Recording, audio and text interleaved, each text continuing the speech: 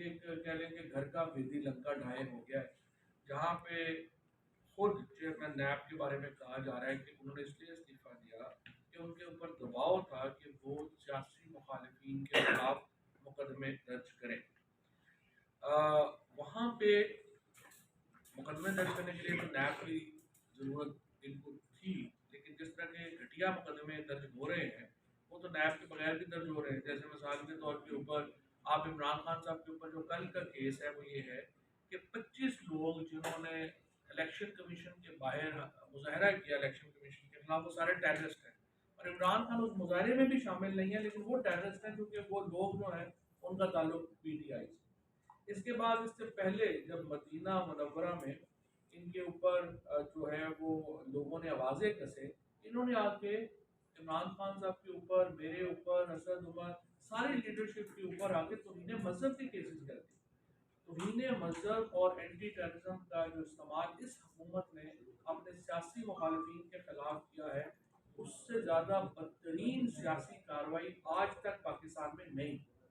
और इमरान खान के ऊपर इस वक्त जो है वो तकरीबन 28 जो है वो क्रिमिनल केसेस बनाए गए हैं, जिनको आप देखते हैं आपको हंसी आती है कि केसेस कैसे हो सकते हैं। मेरे ऊपर जो बगावत का केस जो है वो बना दिया गया, शेख रशीद साहब के ऊपर शराब निकलने का केस बना दिया गया, मेरे गिरफ्तारी के 4 दिन बाद मेरे ऊपर केस बना दिया कि मेरे ऊपर शराब का केस बना दिया। अब अगला हम 2-4 दिन और मैं रहता तो मेरा चर्चेस भी बन जाने थे। तो अदालत ने मेहरबानी की, वरना तो यहाँ पे जो हालात में जा रहे हैं वो यही चल रहे हैं। अब सबसे इम्पोर्टेंट ये है चेयरमैन नैब का इस्तीफा हो गया। कल लाहौर हाई कोर्ट ने जो पीटीआई के मेंबरान हैं उनके इस्तीफे जो हैं उनको मुअत्तल कर दिया। अब हमारा ये मुतालबा है कि जो लीडर ऑफ अपोजिशन है वो पहले लगाया जाए और चेयरमैन नैब उसके बाद उसकी कंसल्टेशन से लगाया जाए। राजा रियाज की कंसल्टेशन को किसी ने नहीं माना। राजा रियाज जो है वो सबको मालूम है कि वो एक लोटे हैं और वो उसमें और शहबाज शरीफ में सिर्फ जो फर्क है वो उसका ताल्लुक ऐसे ही है जो किसी किसी जाती गुलाम का अपने मालिक से होता है। लिहाजा इन्होंने जो है वो कहा है कि आप उनको जो है उसकी कंसल्टेशन से अगर चेयरमैन नैब लगेगा, ये नाकाबिल कबूल है, स्पेशली जब हाई कोर्ट ने तहरीक इंसाफ के इस्तीफे मुअत्तल कर दिए हैं फौरी तौर के ऊपर। आज जो आमिर डोगर साहब हैं जो हमारे चीफ हैं उनका खत भी जा रहा है स्पीकर को, और स्पीकर साहब से मैं कहूँगा कि थोड़ी बहुत अपने ओहदे की कोई आप चीफ इलेक्शन कमिश्नर ही ना बन जाए। जिस तरह से उन्होंने अपने ओहदे का बेड़ा गर्क कर दिया है, हर आदमी जो है वो इलेक्शन कमिश्नर और मुंशी को बराबर समझना शुरू हो गया है। स्पीकर को भी मुंशी ना बनाए। आप ये बहुत बड़े ओहदे हैं, हमें पता है कि छोटे लोग बड़े ओहदों के ऊपर चले गए हैं, उसकी वजह से ओहदे छोटे लगने शुरू हो गए हैं। कुछ शर्म हया करें, आइन को मलहूज रखें, और आइन में यह है कि जो मेजॉरिटी पार्टी है अपोजिशन की उसका लीडर ऑफ अपोजिशन हो। लिहाजा आप तहरीक इंसाफ का प्रोसेस शुरू करें, leader of opposition Tehreek Insaf का लगाएं और उसके बाद चेयरमैन नैब की कंसल्टेशन जो है वो होगी और उसके बाद नया चेयरमैन नैब जो है वो लगाया जाना चाहिए। इन द मीन टाइम मैं ये समझता हूँ कि जो चीफ इलेक्शन कमिश्नर है उसको समझने की ज़रूरत है, उसको सबक हासिल करना चाहिए चेयरमैन नैब से और उनको भी इस्तीफा दे देना चाहिए। इस्लामाबाद में ये बातें आम हैं कि चीफ इलेक्शन कमिश्नर को ये कहा गया है कि वो अगर उनके काम होते हैं और आज भी वो सदर के अहकामात को नहीं मानते तो आप फिक्र ना करें, हम आपको सदर बना देंगे। और सदारत की ऑफर बतौर रिश्वत चीफ इलेक्शन कमिश्नर को दी गई और ये पहला मौका नहीं है शरीफ फैमिली की तरफ से इस तरह की ऑफर जरदारी की तरफ से कि जो लोग आप तो सारे लोग इतने अरसे से कवर कर रहे हैं, आपको पता है कि किस किस को सदर बना दिया गया, कैसे कैसे जो है वो लोग बने। रफीक तारड़ जो अपना सदर बना था वो भी इसी एक टौटी के नतीजे में बना था जो उसने वो मैनेज करके दिया था कोयटा का बेंच और उसके बाद वो सदर बन गया। अब ये जो इसको मैनेज किया जा रहा है इसको भी इसी तरीके से मैनेज करके तो ये कहा जा रहा है कि आपको हम सदर बना देंगे। और उसके बारे में जो खिदमात है चीफ इलेक्शन कमिश्नर की वो तो अनगिनत है। इन्होंने आप देखिए ये जो मोहसिन नकवी को यहाँ पे लगाया, मोहसिन नकवी के 7 विजिट्स हैं लंदन के, सिर्फ जो है उस महीने में जिसमें ये अपॉइंटमेंट हो रही थी और जिस महीने में ये गवर्नमेंट का जा रहा था लंदन के। अब मोहसिन नकवी को मैं कहता हूँ कि सिर्फ मीडिया के सामने एक दफ़ा भी अभी तक वो नहीं आया, हालांकि कहता है कि मैं बड़ा मीडिया ओनर बने हुए हैं ये वो। जरा आंखों में आंखें डाल के कहें कि मैं न्यूट्रल हूँ। यहाँ पे जो कैबिनेट बनी है, बड़े अफसोस की बात है, अब तो लोग ये कह रहे हैं कि कई कैबिनेट स्लॉट बेची गई, वजीर पैसे दे के बने। ये भी कभी हमने सुना है इससे पहले कि ये जो केयर टेकर कैबिनेट की ऑक्शन हुई है और उसमें वजीर जो है वो लगे, और उसके बाद इन्होंने 700 ट्रांसफर्स की और उनमें भी बेशुमार ट्रांसफर जो है वो पैसे लेके की। अब आप मुझे बताइए ये जो शख्स जो आज यहाँ पे बना हुआ है, चीफ मिनिस्टर बना हुआ है, और जो एक बाइस्ड आदमी, उसकी जो इस वक्त मॉरल अथॉरिटी है वो क्या है। और आज लाहौर हाई कोर्ट ने एक और तारीखी फैसला दिया है जिसमें लाहौर हाई कोर्ट ने जो गुजरात डिवीजन और बाकी डिवीजन के मुअत्तल किए हैं नोटिफिकेशन, तो उन्होंने कहा है कि केयर टेकर गवर्नमेंट कोई पॉलिसी डिसीजन नहीं ले सकती और सिर्फ डे टू डे अफेयर चलाएगी। ये लाहौर हाई कोर्ट ने सुप्रीम कोर्ट के फैसले को रीइंफोर्स किया है। और मैं उन तमाम वो जो 22 लोग खसूसन जो लगाए गए हैं, जिनके बारे में पीटीआई ने कहा था कि इनको नहीं लगाएं, लेकिन इलेक्शन कमीशन ने और ये जो care taker government Mohsin Naqvi की बनी, मोहसिन नकवी और चीफ इलेक्शन कमिश्नर जो रोज आपस में फोनों में बातें करके तय कर रहे हैं, जैसे सुप्रीम कोर्ट ने भी कहा, उनको भी मैं दोबारा ये दरख्वास्त करना चाहता हूँ, आप चेयरमैन नैब के रेजिग्नेशन से सबक लें और अपने आप को इस कंट्रोवर्सी से अलहदा करें। ये पाकिस्तान के लिए इम्पोर्टेंट है, पाकिस्तान की ब्यूरोक्रेसी के लिए इम्पोर्टेंट है। आप अपने ओहदों से अज खुद अलहदा हों और अपने आप को किसी तनाज़े में शरीक ना करें। और ये ज़रूरी है कि पाकिस्तान की ब्यूरोक्रेसी जो है वो इस तरह के सियासी मामलात जो हैं उनसे अलहदा है।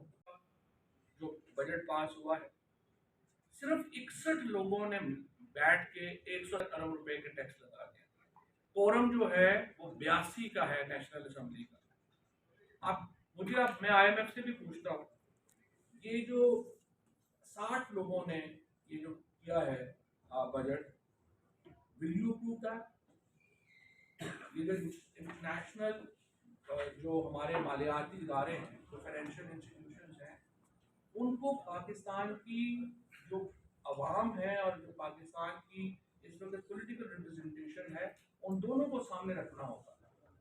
61 लोगों के तरफ से 170 अरब रुपए के लगाए गए टैक्स गैर कानूनी। और मैं नून लीग के और पीपल्स पार्टी के उन MNAs को भी यहाँ पे उनका शुक्रिया अदा करना चाहता हूँ जिन्होंने कल के इजलास में शमूलियत नहीं की और उन्होंने पाकिस्तान के अवाम के ऊपर वो इस गुनाह का हिस्सा नहीं बने में पाकिस्तान के अवाम को एक बहुत बड़ी मुसीबत में मुब्तला किया गया। और ये 61 लोग जिन्होंने कल के इजलास में शिरकत की है, ये पाकिस्तान के अवाम के विलन, और इनकी तस्वीरें शाया हम करेंगे और दिखाएंगे कि जिन्होंने पाकिस्तान को इस तरह से बेड़ा गर्क किया और उन्होंने ये बिल जो है वो पास किया। उसके साथ मैं समझता हूँ कि जेल बरो तहरीक के ऊपर कल से जो हमारी शुरू हो रही है, इजाज साहब उसकी तफसील भी हमें देंगे।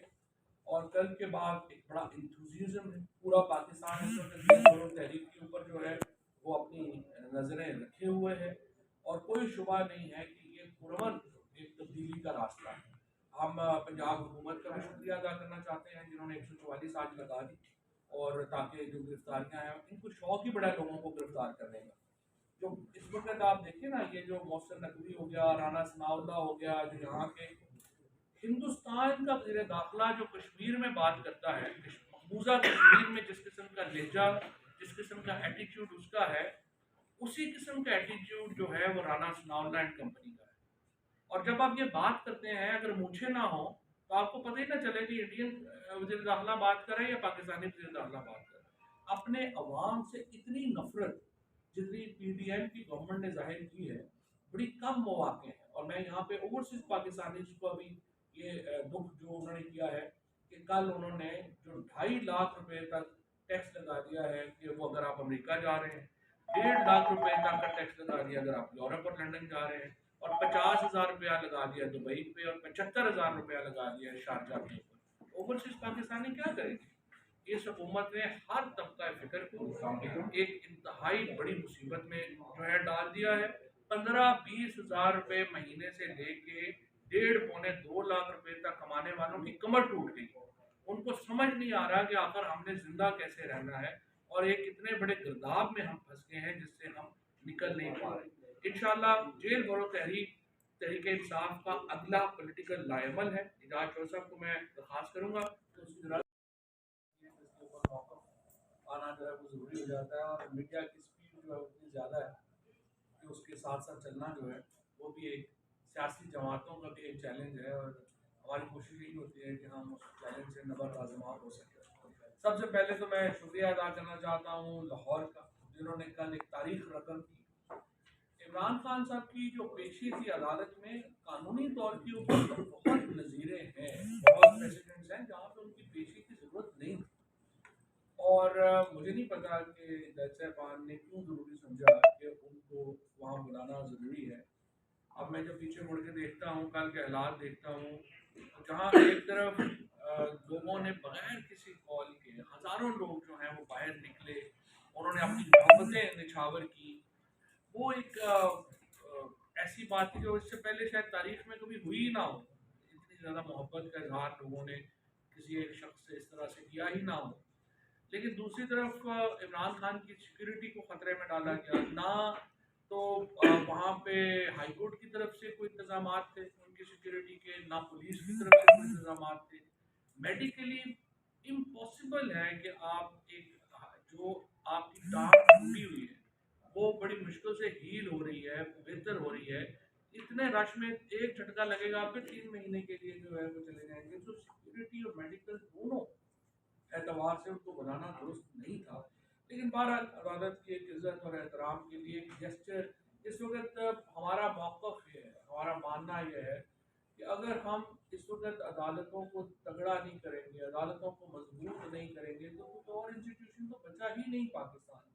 आप उम्मीद किससे लगाएंगे कि कोई आइन के तहफ़्फ़ुज़ के लिए कोई एक इदारा जो है वो ये कर सकेगा, तो सिवाय अदालतों के कोई और इदारा ही नहीं है जिसके ऊपर आप कोई अपनी उम्मीद बांध सकें।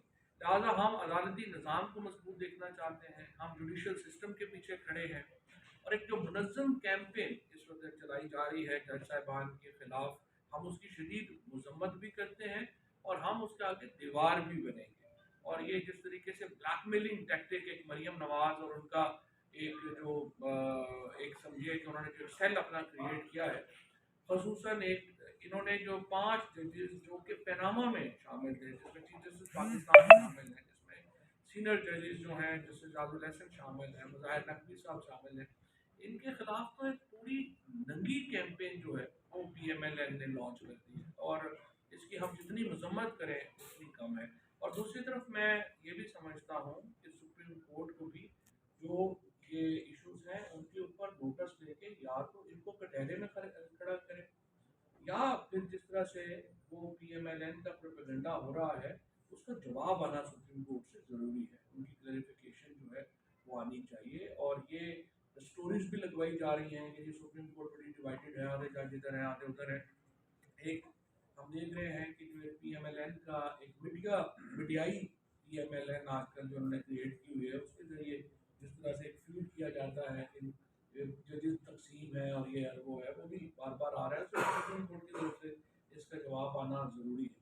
और इमरान खान ने हमने फैसला किया है जहाँ पे भी अदालत हमें बुलाएगी, जहाँ पे भी कहेगी, हम हाजिर हैं और इंशाअल्लाह ताला हम पूरी कोशिश करेंगे कि अदालत के जो अदब और एहतराम है उसको हम कायम भी रखें और उसको हम तहफ़्फ़ुज़ जो है वो भी कर सकें।